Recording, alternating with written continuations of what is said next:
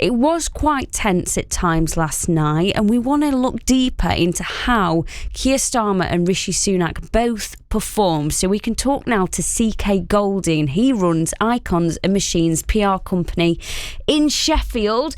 I mean, it did get quite angry at times. We all saw that, a lot talking over each other. Does that really help people trying to decide who to vote for? It's a brilliant question, Ellie, actually. Morning, by the way. Morning. You know what? One of the things that I, as a publicist, always, when appropriately, mirroring your audience is one of the most powerful things you can do as a communicator.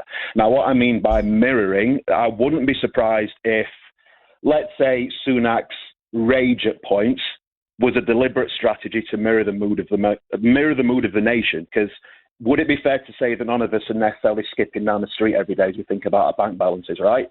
So by him being somewhat indignant, it's quite an effective strategy in mirroring the mood of the nation. And as he said in your package that you played maybe a couple of minutes before he spoke to Martin, Ellie, he actually mentioned repeatedly throughout his debate, I understand your frustration. So that's another way in which he's aligning himself with the people and mirroring the mood by saying, I understand your frustration. So I'm not sure that his anger will necessarily hurt him, because there's an argument for saying that some of us feel that rage ourselves.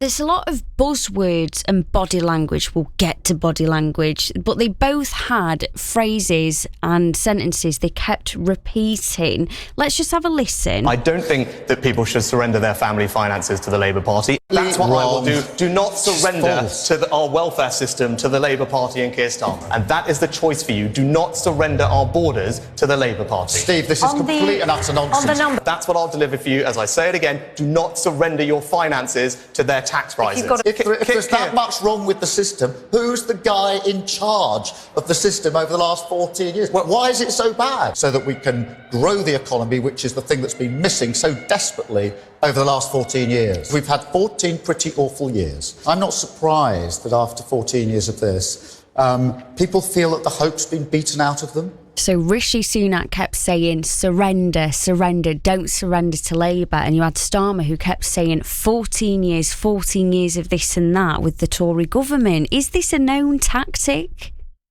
Absolutely. That wonderful package, and I'm so happy you played that, because you picked out the key sound bites that they were both zealously hammering home. And the thing about politics, as you know, Ellie, it's very information dense. So the effective communicators tend to distill that information into simple slogans, catchphrases and sound bites. But critically, they'll use repetition to ensure the message sinks in and remember them, because in politics, there's nothing more powerful than recall.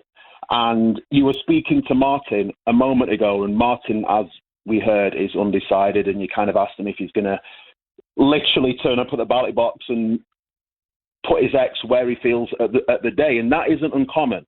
And the irony of it is, as viewers, we do tend to get frustrated hearing politicians saying the same thing. But ironically, when it comes to putting a cross in the box, our decision is actually heavily influenced by what we remember. And what we remember is shaped by what we heard the most. So Martin, when it comes to putting his ex in that box, a key influencer of where he puts that X is going to be what he heard the most. So that's why you'll tend to hear politicians repeating themselves ad nauseum to the point where we almost want to switch off the TV. I'm going to really put you to work now, all right? A snap poll. You've done that. I feel like I really need a nap. Fabulous. It's 7:15. Come on, you got a day to get through. A snap poll conducted by YouGov, right, suggested a tie. 47% of those surveyed thought Rishi Sunak performed best. 47% gave it to Keir Starmer. 6% undecided. You know, with a week to go until polling day, what advice would you give to Rishi Sunak and Keir Starmer if they were your clients? Good. Wow.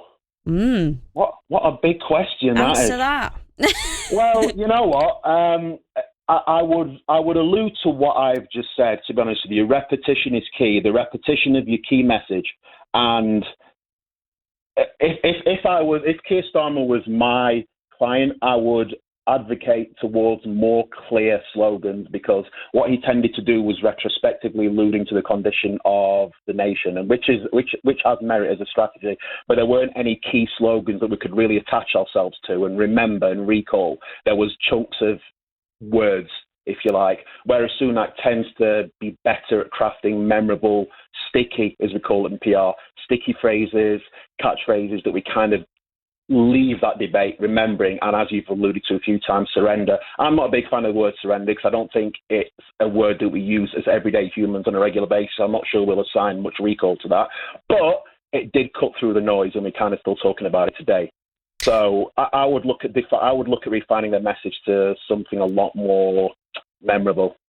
Well, who knows? They might be listening. Thank you for your time this morning. CK Goldiing there, a PR expert in Sheffield. Don't go anywhere because still to come this morning, we're off to Glastonbury. BBC Radio Sheffield. Toby Foster.